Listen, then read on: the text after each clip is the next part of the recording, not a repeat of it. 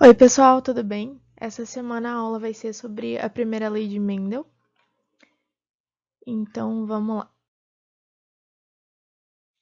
Antes de entrar propriamente na primeira lei de Mendel, a gente vai falar um pouquinho sobre quem foi o Mendel.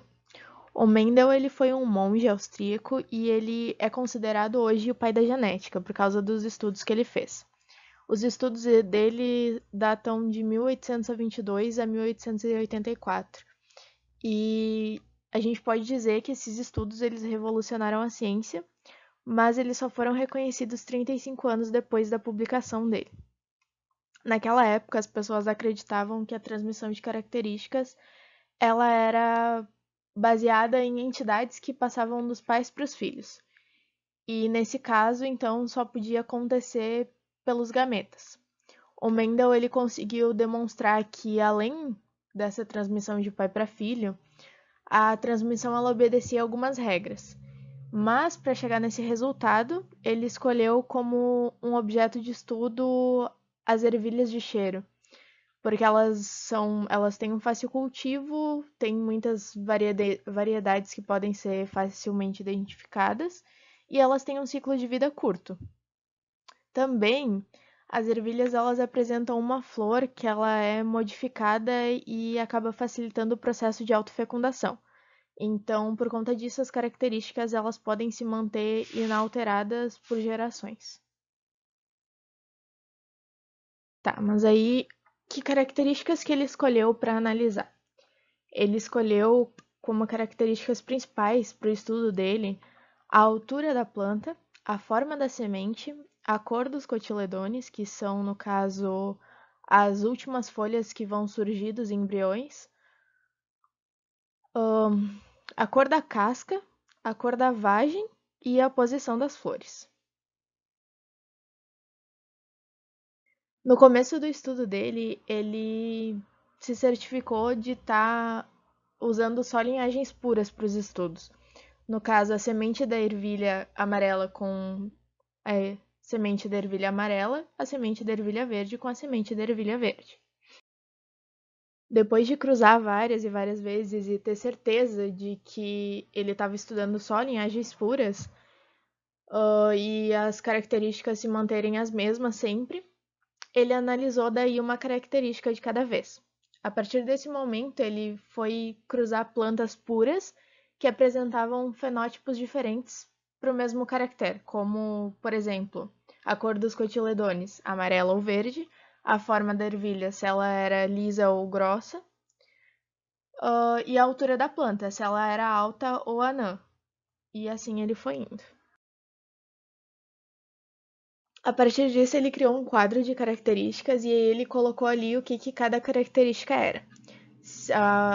Então ele definiu que a forma da semente lisa ela era dominante, a rugosa ela era recessiva, a semente amarela era dominante, a verde recessiva, a cor da flor púrpura era dominante, a recessiva era branca. A forma da vagem, quando ela fosse lisa, ela ia ser dominante, e quando ela fosse rugosa, ela era recessiva. A cor da vagem, verde, era dominante, recessiva era amarela. A posição em que a flor vai estar na ervilha, se fosse axial, era dominante e terminal é recessiva, e a altura do pé, se ele fosse alto, era dominante, e se fosse baixo, recessivo. Isso depois de vários e vários experimentos que ele fez, essas características se mantendo, ele acabou criando esse quadrinho. A partir desses estudos dele, então, ele postulou duas leis, as chamadas leis de Mendel que a gente conhece. A primeira lei de Mendel é a lei da segregação ou da pureza dos gametas. O que acontece? Ao longo de vários cruzamentos que ele realizou, a geração formada pela linhagem pura, ela vai ser denominada geração parental, ou geração P. A descendência dessa geração era a primeira geração híbrida, e ele chamou essa geração de geração F1. E da autofecundação dos indivíduos da geração F1 vai surgir a segunda geração híbrida, que a gente vai denominar de geração F2. Depois de analisar a geração F1, o Mendel ele observou que os descendentes eram sempre iguais a um dos fenótipos parentais e que a outra manifestação da característica estudada ela desaparecia. Mas, quando ele realizou a autofecundação dos descendentes na geração F2, a manifestação reaparecia em uma proporção menor. O traço que vai desaparecer na geração F1, ele denominou de recessivo. Então, a cor verde da ervilha ali, ela é a cor recessiva, que desapareceu na geração F1. E aí, o traço que se manifesta na geração F1, em toda a geração, na geração de híbridos, ele vai chamar de dominante. Aí, como é que ele vai explicar o desaparecimento da cor verde na geração F1? Vai surgir então o postulado da primeira lei.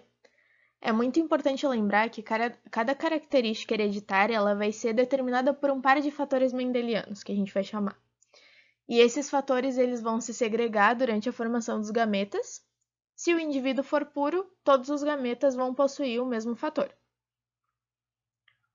As leis de Mendel elas possuem uma interpretação um pouco diferente hoje em dia, porque foi somando conhecimentos a elas. Naquela época, o Mendel ele não sabia sobre a meiose e os gametas. E hoje a gente sabe que os fatores mendelianos a gente chama de genes e que esses genes eles vão estar nos cromossomos.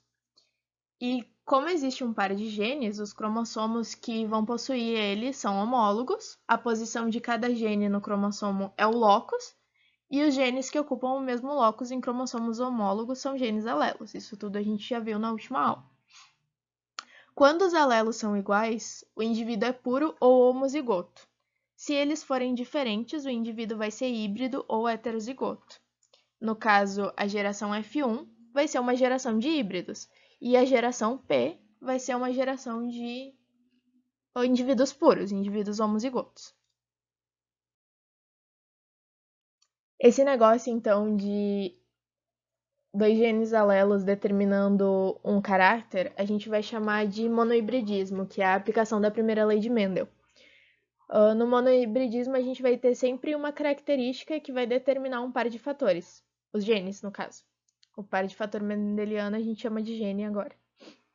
Então, vamos exemplificar isso. A característica cor da ervilha, azão-azão, vai determinar os genes que vão gerar a cor amarela.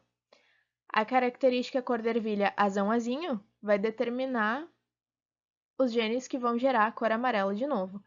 E a característica cor da ervilha azinho-azinho vai determinar o par de fatores mendelianos, ou genes, que vai gerar a cor verde. É muito importante a gente lembrar que o alelo dominante ele sempre vai determinar o mesmo fenótipo, tanto em homozigose quanto em heterozigose. E o alelo recessivo ele só vai se manifestar em homozigose.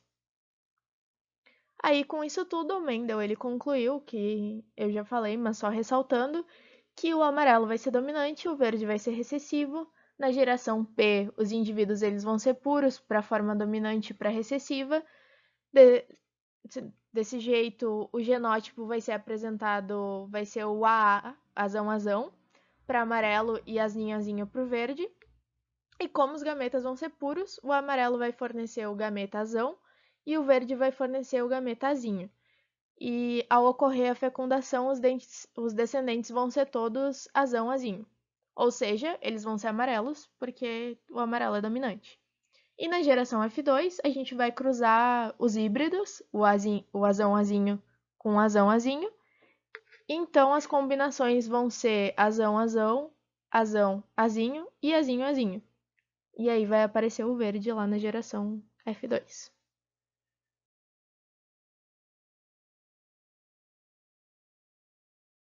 Para a gente entender melhor como é que isso funciona, foi criado um quadro que a gente chama de quadro de Punnett. Ele vai ser um diagrama de disposição e combinação dos gametas, que a gente vai combinar para descobrir os genótipos prováveis dos descendentes. Então a gente vai montar uma tabelinha, tipo um jogo da velha, onde uma coluna vai ser os gametas do pai e na outra coluna vai ser os gametas da mãe. Aí a gente tem ali a imagenzinha aqui, tem em cima o V maiúsculo são os gametas do pai, por exemplo, E embaixo aqui o V minúsculo e o V minúsculo são os gametas da mãe. Aí o que está aqui no meio são os gametas dos descendentes. Falado tudo isso, a gente viu até agora, então, a dominância completa, que vai ocorrer quando os heterozigotos vão apresentar o mesmo fenótipo dos homozigotos dominantes. Então, as ervilhas lá, que a gente falou. E pode acontecer a dominância incompleta, que vai ser quando o indivíduo heterozigoto, ele vai ser intermediário entre o homozigoto dominante e o homozigoto recessivo. A gente tem um exemplo clássico, que é a flor de maravilha. Ela vai apresentar flores vermelhas, brancas e cor-de-rosa. Quando cruzadas as flores vermelhas com as flores brancas puras, ambas puras, a gente vai ter plantas que vão produzir flores rosas.